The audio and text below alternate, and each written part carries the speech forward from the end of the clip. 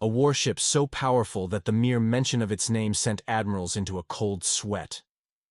A vessel so advanced, so devastating, that even the most arrogant alien empires, the ones that had ruled the stars for millennia, feared it. Not because it was unfair, but because it was unstoppable. This wasn't just another human warship. No, this was something else entirely. A weapon so absolute that the galaxy itself had no choice but to erase it from history. Not because they wanted to, but because if they didn't, there might not be a galaxy left to remember it. But to understand how it all happened, to truly grasp why the most powerful beings in the universe agreed to ban a single ship, you have to go back to where it all started. At first, humanity's expansion into the stars was unremarkable. They weren't the first to leave their homeworld, nor the fastest to colonize new systems. In fact, many of the dominant alien civilizations saw them as nothing more than another short-lived curiosity, a species that would either fall in line or fall apart. After all, they had seen it happen before. The galactic stage was littered with the ruins of once promising species. Empires that rose quickly but burned out even faster. Some fell to infighting, others collapsed under the weight of their own ambition. The few that survived had done so by submitting, becoming client species to more powerful galactic factions. That was the natural order. So when humanity started to stake its claim in the Orion Arm, a region rich in resources but controlled by an alliance of older species, the response was predictable. A warning was sent: vacate or face annihilation. The message was clear. Humans had no place among the galactic elite. Every young species before them had listened. They had backed down, knowing that defying the established order meant extinction. But humanity? They were different. They didn't run. They didn't surrender. They fought back. And in doing so, they revealed a terrifying truth. Human warships, despite being new to the battlefield, were already some of the most advanced in the galaxy. They weren't just built for war. They were built for total domination. While other species relied on massive, sluggish battleships that followed centuries-old military doctrine, humanity had developed something entirely different. They embraced unpredictability, adaptation, innovation. Their warships weren't just tools of destruction. They were engineered to be predators, faster, smarter, capable of turning an enemy's greatest strength into their greatest weakness. And when the Orion conflict escalated into all-out war, humanity did something no one expected. They built Nemesis. The Nemesis-class warship wasn't just another battleship. It was an extinction event given form. A fusion of every military breakthrough humanity had achieved, taken to its absolute extreme. It was smaller than the traditional dreadnoughts fielded by the older species, but what it lacked in sheer size, it made up for in absolute lethality. Its cloaking fields were so advanced that even the most sophisticated alien sensors couldn't detect them. It didn't just turn invisible, it erased itself from reality. The moment an enemy fleet knew the Nemesis was in the system, it was already too late. Its armor plating was a technological nightmare, a hybrid of self-repairing nanite systems and ultra-dense alloy composites. It could absorb direct hits from superheated plasma cannons and shrug off kinetic rounds moving at relativistic speeds. Even weapons that could rip through planetary crusts had trouble getting through its hull. And then, there were the weapons. Most galactic militaries relied on one of two primary weapon systems: energy-based weapons, like plasma lances and particle beams, or kinetic rounds, massive projectiles, accelerated at insane speeds. Both had strengths and weaknesses. Plasma was devastating, but could be absorbed by high-end shielding. Kinetic rounds could punch through almost anything, but they required precise targeting and ammunition stockpiles. The Nemesis class? It didn't play by those rules. Instead, it used something far worse. Weaponized singularities, its primary weapon system, was capable of generating micro-black holes, contained and controlled for just long enough to be fired at an enemy vessel. Shields meant nothing. Armor, no matter how advanced, was irrelevant. Anything caught in the event horizon was crushed into oblivion before it even had a chance to react. One shot, one kill. The first time the Nemesis class was deployed, it didn't just win a battle, it erased an entire armada. The Galactic Concord, the most powerful alliance in known space, had sent thousands of warships into battle, expecting to wipe humanity from existence in a single overwhelming strike. They had been confident, even arrogant. After all, no species had ever survived an onslaught of that magnitude. And yet, the Nemesis didn't just survive, it annihilated them. Within minutes, the battlefield was reduced to drifting debris. Ships that had stood for centuries obliterated. Admirals with lifetimes of experience, gone without a trace. What was supposed to be the final death blow to humanity had turned into a massacre. One ship, against an entire armada. No human casualties. The message was clear. Humanity was not a species to be threatened, but the galaxy. The galaxy had no idea what it had just unleashed. Every great journey starts with a few brave explorers. Right now, HFY Chronicles-849 is just beginning, and your support means everything. If you enjoy unraveling the mysteries of the universe, hit subscribe. It's free, and it helps us grow this community together. The battle was over. The Galactic Concord, an alliance of species that had ruled the Orion Arm for thousands of years, was shattered. The wreckage of their once mighty armada drifted through the void, silent and lifeless, a graveyard of arrogance and miscalculation. For the first time in history, a single warship had decided the fate of an entire war. But, for humanity, the war was far from over. The destruction of the Concorde fleet sent shockwaves across the galaxy. Before the battle, most species had considered humanity an upstart civilization. Ambitious, yes, but ultimately no different from the dozens of species that had come before them. Now, that illusion was gone. The Nemesis class had changed everything. In the aftermath of the battle, the surviving Concorde leaders scrambled to make sense of what had happened. Their military analysts reviewed the battle footage over and over, again, trying to understand how an entire fleet had been annihilated in minutes. No matter how they looked at it, the conclusion was the same. The Nemesis class was not a warship. It was a weapon of mass extinction, and that terrified them. The Concorde had always operated under the assumption that no single species could dominate the galaxy alone. Power was carefully balanced, controlled through centuries of treaties, alliances, and secret wars fought in the shadows. Even the mightiest empires had learned to coexist, knowing that true supremacy was impossible. Until now. For the first time in recorded history, a single ship, just one, had the power to dismantle that balance, and if humanity could build one, they could build more. The galaxy had a choice to make. But while the conquered debated their next move, humanity was already one step ahead. The Nemesis class had proven its worth in combat. But it was just the beginning. The minds behind its creation weren't content to rest on their success. They had bigger plans, designs that would push the boundaries of warfare even further. They weren't just looking to win wars anymore.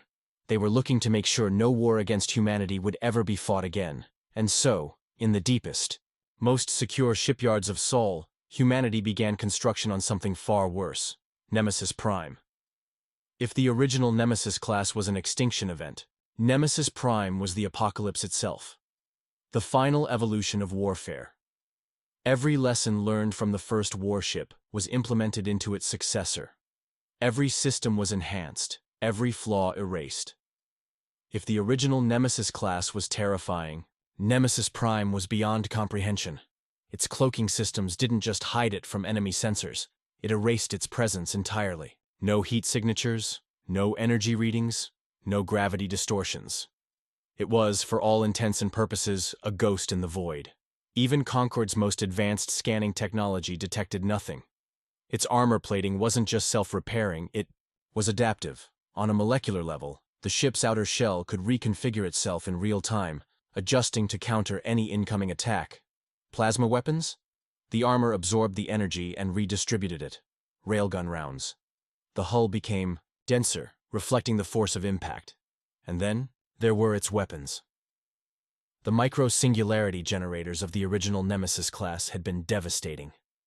But they weren't enough. Humanity had learned that true power wasn't just about destruction. It was about control. And so, Nemesis Prime was given something far worse, the Event Horizon Array. This wasn't just a weapon, it was a rewrite of physics itself. At its core, the Event Horizon Array didn't just fire black holes. It manipulated space-time on a level that no other species had ever achieved. It could create artificial gravitational anomalies, distort enemy targeting systems, and even freeze sections of space in temporal stasis. Entire fleets could be trapped in place, unable to move or escape as Nemesis Prime systematically erased them from existence. And if that wasn't enough, it had one final trick: a planetary siege mode. With enough time to charge, Nemesis Prime could unleash an extinction-class singularity, collapsing an entire planet into a black hole. There was no countermeasure, no defense, no way to fight back. It was the final evolution of warfare, the ultimate weapon. And when it was finally complete, humanity knew one thing for certain: no one would ever threaten them again. The Galactic Response. A Council of Fear. The Galactic Concord had been terrified of the first Nemesis class, but when they discovered Nemesis Prime, they panicked. Across the galaxy, emergency meetings were held in secret. The most powerful civilizations, some of which had remained neutral in the Orion conflict, were now forced to choose a side. For them, it was no longer a question of politics or territory. It was a question of survival. If humanity had the ability to erase entire fleets at will, what stopped them from taking whatever they wanted? What stopped them from becoming the sole rulers of the galaxy? And so, for the first time in history, every major power in the galaxy united under a single purpose: the banning of Nemesis Prime. A summit was called, the largest in recorded history. Leaders from over 100 species gathered in the galactic core, desperate to find a way to contain what they saw as an existential threat. Their conclusion? Nemesis Prime had to be destroyed, not because it was unfair, not because it was unethical, but because if humanity ever decided to use it, there would be no one left to stop them. It was genocide waiting to happen. The Concord knew that a direct attack on humanity was suicide. Instead, they chose a different path: diplomatic sabotage. They proposed an ultimatum. Humanity could either stand down and dismantle Nemesis Prime, or face a war that would never end. A war where every species, every empire, every fleet in the galaxy would unite against them. A war where humanity would become the enemy of every living thing. For the first time, the decision wasn't in the hands of the generals or admirals. It was in the hands of humanity itself, and they had to decide right now what their future would be. For a moment, humanity stood at a crossroads. The fate of an entire species, perhaps even the fate of the galaxy itself, hung in the balance. The ultimatum was clear: destroy Nemesis Prime or face extinction. But for humanity, this demand was nothing short of a declaration of war. From the very moment they had stepped onto the galactic stage, humanity had been underestimated. They had been treated as nothing more than an ambitious upstart, a young species that needed to be guided by the older, wiser empires. The Galactic Concord had tried to dictate their expansion, control their technology, and limit their reach. And now, after centuries of struggle, after proving beyond any doubt that they could stand as equals, or even as superiors, these same powers were demanding that humanity kneel. It wasn't just about Nemesis Prime. It was about control. The Concord knew they could never defeat humanity in open war. The first Nemesis class had already shattered that illusion. If humanity agreed to destroy their greatest warship, it would set a precedent, one that would allow the Concord to dictate the future of human expansion. It was a trap. If they submitted now, they would submit forever. The debate that shook humanity inside the halls of the United Human Nations, the most important discussion in human history, was taking place. Admirals, generals, politicians, and scientists argued over their next move. The military leaders refused to back down.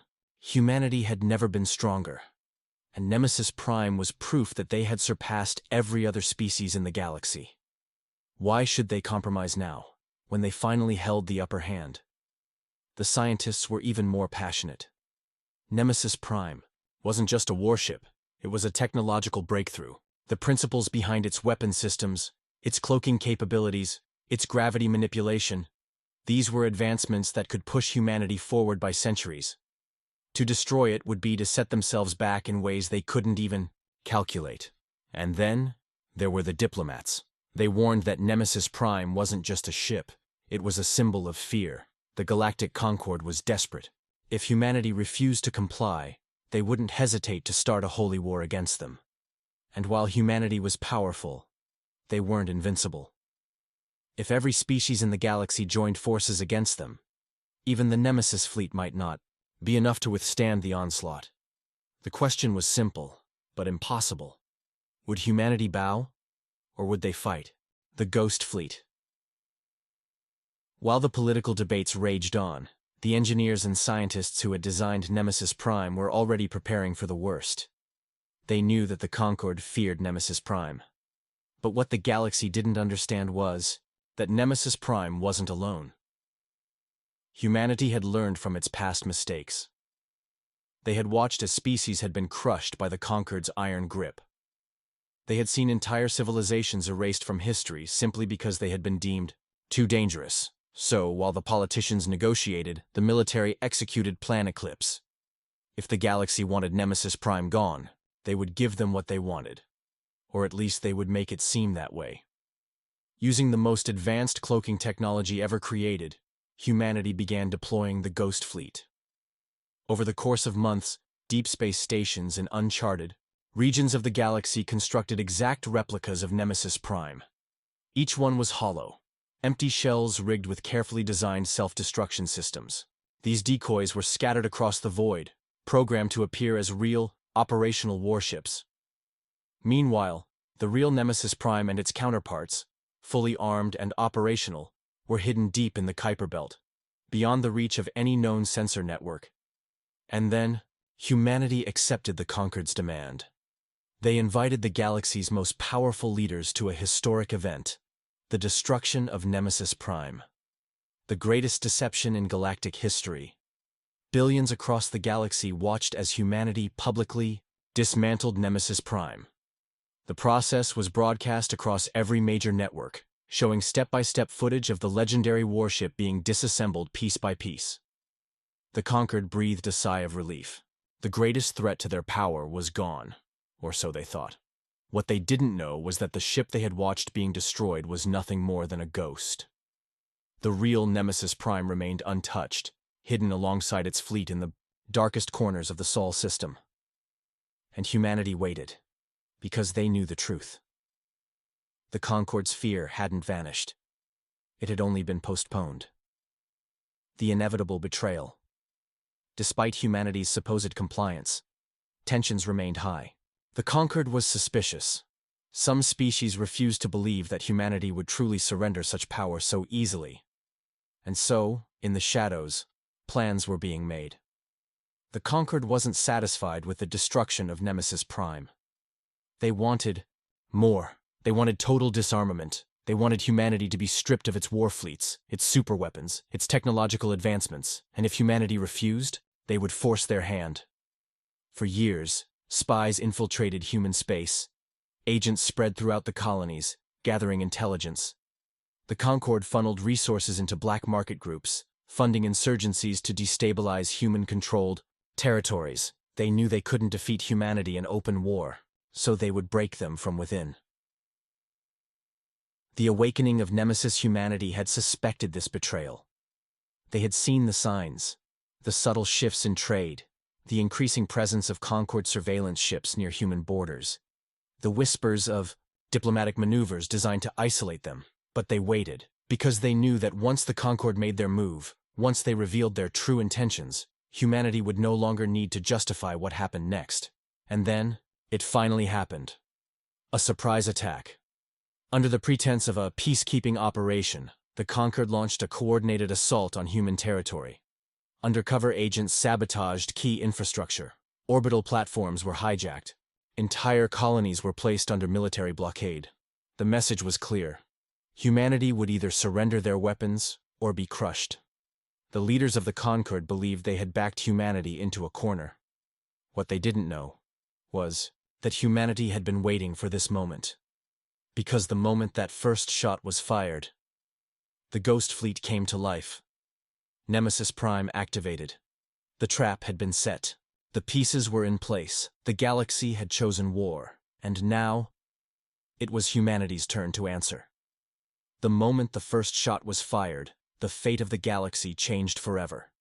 For years, the Galactic Concord had plotted in the shadows, convinced that their manipulations would shatter humanity's resolve. They had underestimated the depth of human foresight, the patience with which humanity had prepared for the inevitable. They had spent decades positioning their fleets, securing strategic footholds, and infiltrating human space.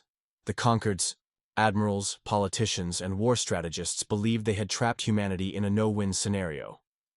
But what they had failed to realize was a simple truth. Humanity never fights a war they haven't already won. As the Concord's invasion forces surged into human-controlled space, moving to seize key colonies, communications relays, and industrial hubs, they were unaware of one chilling fact. Every move they made had already been predicted. And Nemesis Prime was waiting. The unveiling of the Phantom Armada, the Galactic Concord's war doctrine, was built around overwhelming force. They didn't win battles through superior tactics or advanced technology. They won through sheer numbers. When their fleets moved into enemy territory, they did so with entire armadas, surrounding their targets, cutting off all escape routes, and then raining down firepower until nothing remained. It was a strategy that had worked for millennia against countless civilizations, against humanity. It was a death sentence. As thousands of Concord warships emerged from slipstream space, preparing to launch their orbital sieges, something unimaginable happened. The stars went dark. Sensors began failing. Communications blacked out. Advanced targeting systems flickered and died. And then, the ghosts appeared.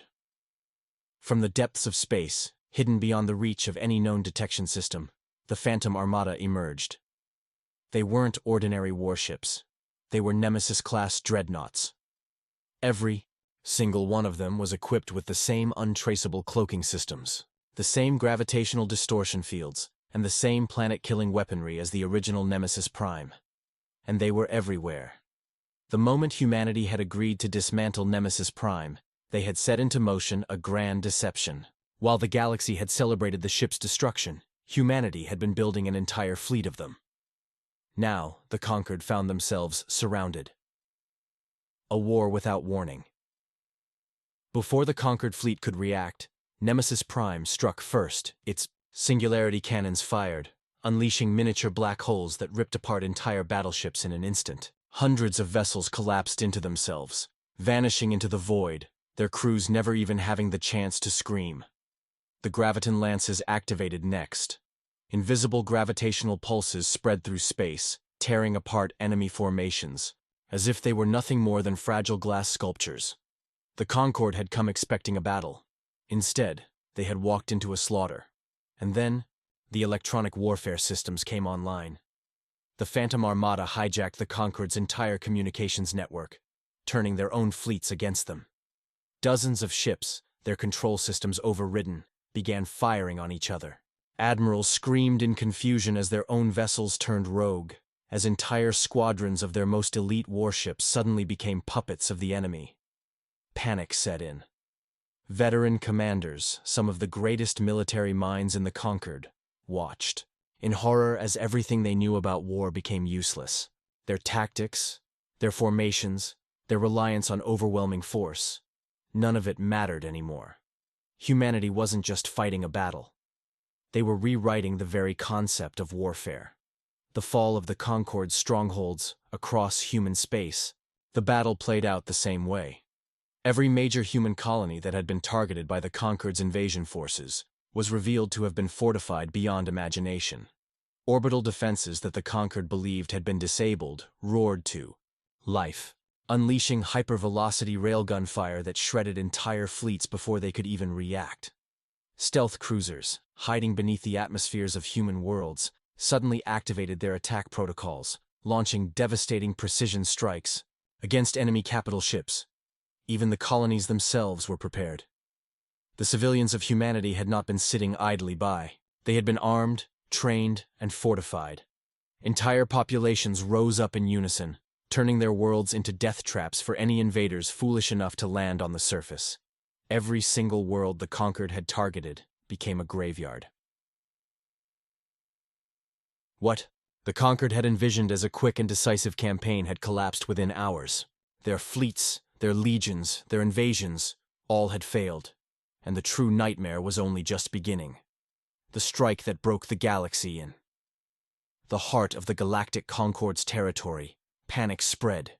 Word of the disastrous battles leaked out, despite desperate attempts to suppress it. The ruling factions of the Concord realized, too late, that they had awakened a force they could never hope to control. But humanity wasn't finished. Nemesis Prime wasn't just a weapon, it was a message. For centuries, the Galactic Concord had ruled through fear. They had crushed civilizations, erased entire species, and forced compliance through sheer brutality. Now, humanity was about to teach them what fear truly meant. In a move that no one had predicted, Nemesis Prime and its fleet vanished. The Concord's intelligence networks scrambled to locate them, fearing an invasion of their core worlds. Instead, what happened next shattered their entire civilization. The Phantom Armada systematically erased the Concord's supply chains, infrastructure, and command networks. Shipyards, obliterated. Resource worlds, consumed in nuclear fire. Warp gates, ripped apart, stranding entire fleets in dead space. Within weeks, the Galactic Concord found itself cut off from its own empire. Its forces, spread thin across thousands of star systems, were now powerless and isolated. Their leaders, once the most powerful figures in the galaxy, now sat in darkened war rooms, realizing that they had made the greatest mistake in galactic history. They had forced humanity's hand, and now there was no turning back. The nightmare of total war. A desperate plea went out from the Concord's surviving leadership. They begged for negotiations, for peace talks, for anything that could stop the onslaught. But humanity had not forgotten. They had watched for centuries as the Concord had destroyed entire civilizations, and never once had they offered mercy. Now, humanity answered in kind. Nemesis Prime broadcast a single message across the galaxy. You wanted war. Now you will see what war truly is. The entire galactic order was collapsing. The question was no longer whether the Concord could defeat humanity. The question was whether anything would be left when the war was over. The war had spiraled far beyond the expectations of the Galactic Concord. What had begun as a calculated strike against a rising power had transformed into something far more terrifying. The Concord had sought to break humanity, to crush their influence before it could become a threat. But now they faced something entirely different, a war of extinction. For the first time in its millennia-long history, the Concord's greatest minds convened not to discuss expansion, not to dictate new edicts of control, but to desperately search for a way to survive. And all across the galaxy, one name echoed in whispered fear. Nemesis Prime. The specter in the dark. No one knew where Nemesis Prime would strike next. Entire fleets were stationed in defensive formations, guarding the Concord's most vital installations. Armadas were placed in staggered positions, hoping to catch the Phantom Armada between engagements. Every ship's sensors were calibrated to detect the telltale gravitational distortions that accompanied its terrifying cloaking technology. And yet, it didn't matter. Nemesis Prime never attacked where it was expected. It didn't engage in traditional battles. It didn't challenge fleets head-on. Instead, it appeared in the depths of the void, striking supply chains, dismantling infrastructure, and rendering entire worlds defenseless before vanishing once more. The war had stopped being a conflict between fleets. It had become a hunt. But the true horror of Nemesis Prime wasn't just its power. It was the silence. Unlike other wars, where defeated ships sent desperate distress signals, where admirals coordinated fallback strategies, no word ever came from those who encountered Nemesis Prime. The only evidence that the dreadnought had passed through a system was the debris fields left in its wake. Entire planets fell into darkness. Colony worlds that had been thriving the day before were suddenly found lifeless. Cities lay in ruins, orbital stations left adrift and gutted. No survivors, no transmissions. Only the chilling certainty that Nemesis Prime had been there. The Galactic Concord had fought countless enemies before. Rebellions, rogue warlords, separatist movements. But this was annihilation. And it wasn't just happening on the battlefield. The fall of the Concord's command structure. The destruction of supply chains was the first step. The second step was even more devastating. humanity understood something the conquered never had. Wars aren't won by soldiers alone. They are won by the people who keep the war machine running. The Phantom Armada systematically dismantled the conquered's ability to wage war by targeting not just its fleets, but its governments, its leaders, its very infrastructure. It started small. The conquered's high command had relied on fortified war bunkers spread across its empire, ensuring that no single attack could decapitate their leadership. But they hadn't counted on Nemesis Prime's intelligence capabilities. Humanity had infiltrated their communications networks. They knew where the meetings were held, where the highest-ranking officials hid. And when Nemesis Prime struck, those officials simply ceased to exist. One by one, admirals disappeared. Entire conquered war councils were found dead in their chambers. Their heavily defended facilities breached without a single shot being fired.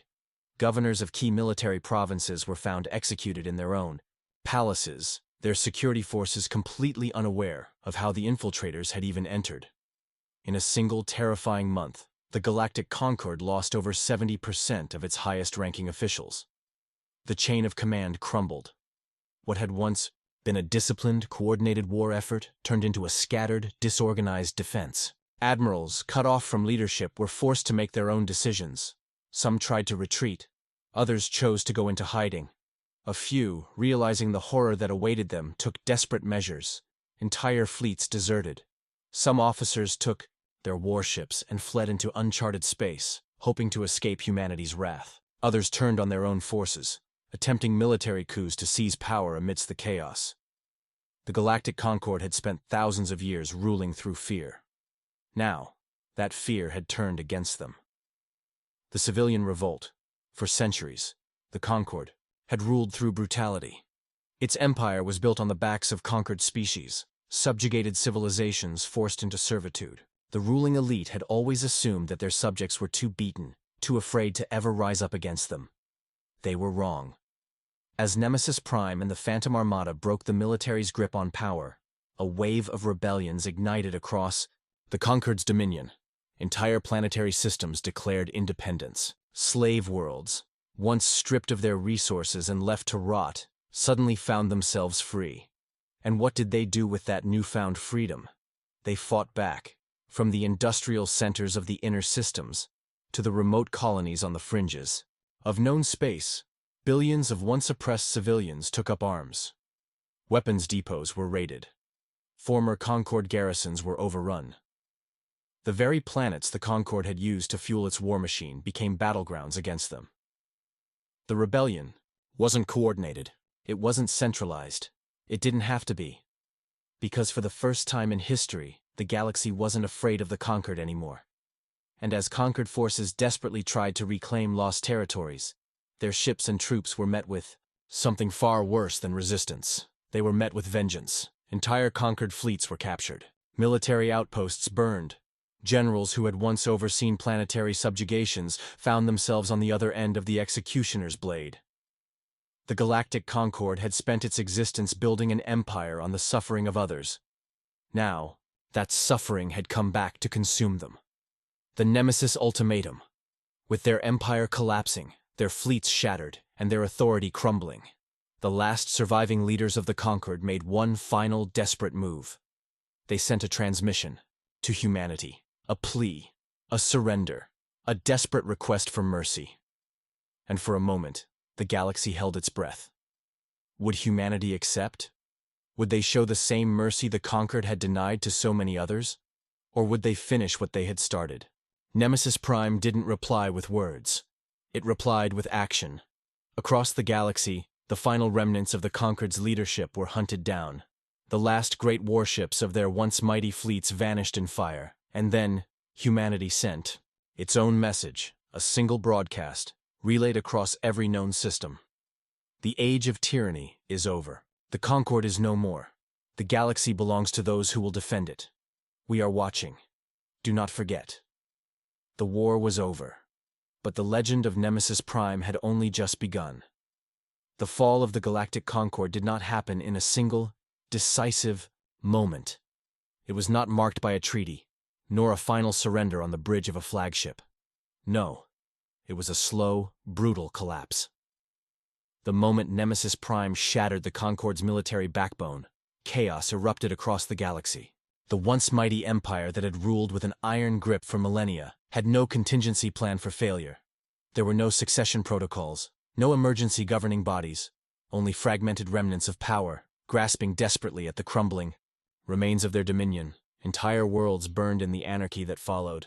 Civil war erupted across the Concorde's former territories as warlords, military officers, and planetary governors fought for control. Some tried to claim the title of Supreme Chancellor, declaring themselves the rightful rulers of what remained of the Empire.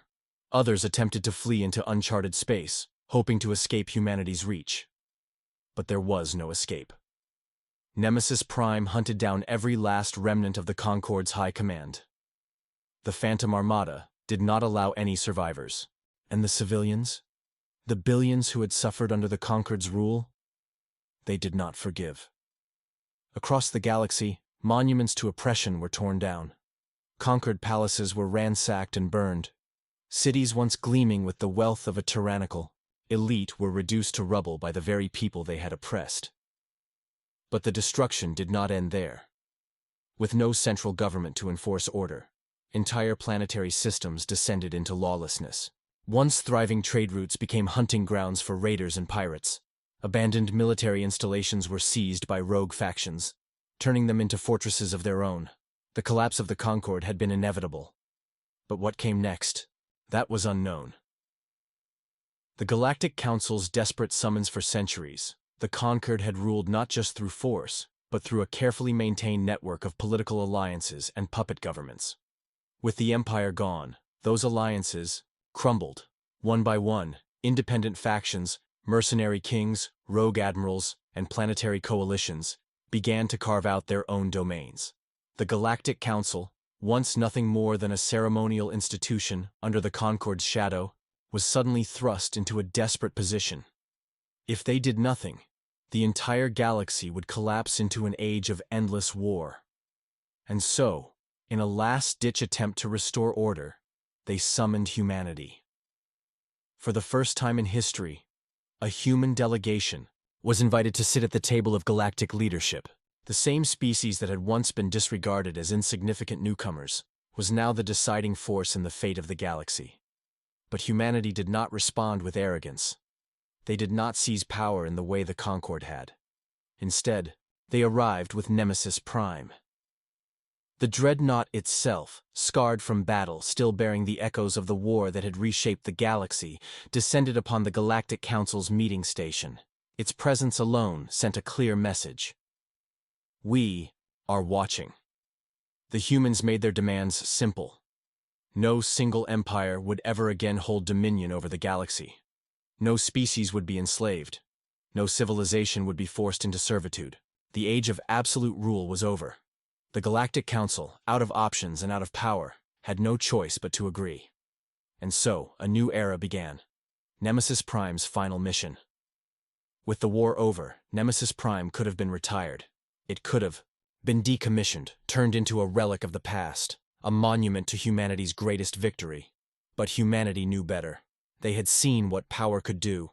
They had watched as the Concorde had risen from nothing, turning itself into a force of tyranny that lasted for thousands of years. They knew that history had a way of repeating itself, and so, Nemesis Prime was never deactivated. Instead, it was given one final mission: to watch, to patrol the stars, ensuring that no empire, no civilization, no species would ever again attempt to seize absolute control. It became a legend, a ghost ship, never seen unless it wanted to be. A reminder that no matter how powerful a civilization became, Nemesis Prime would always be watching, and should anyone dare to rise again, it would return. Nemesis Prime did not simply fade into legend, it became something more. A symbol, a warning, a force beyond politics, beyond conquest, beyond even the species that had created it. Though the war was over, the dreadnought did not rest. It remained in the dark void, orbiting the shattered remnants of what was once the seat of conquered power. The world that had ruled the galaxy for millennia was now nothing more than an irradiated graveyard. a testament to the consequences of unchecked tyranny. It was here that humanity made its most fateful decision. The leaders of Earth, Mars, and the outer colonies gathered aboard Nemesis Prime. They did not come to celebrate. There was no grand parade, no triumphant declarations. Instead, they made a vow. No empire, human or alien, would ever again be allowed to rule the galaxy unchallenged. To ensure this, Nemesis Prime was assigned its final duty. The ship was placed under the command of an autonomous intelligence, a sentience forged from the minds of the greatest strategists, tacticians, and warriors humanity had ever known. It was no simple artificial intelligence. It was something greater, something that could learn, adapt, and understand the complexity of war and peace. It had no name, no identity, no personal ambitions. It had only its mission: to watch, to wait, to ensure that no force in the galaxy would ever rise unchecked again. Nemesis Prime was no longer just a warship. It was a guardian. For centuries after the war, the galaxy settled into a fragile peace. The galactic concord was gone, its former worlds fractured into independent states, republics, and alliances.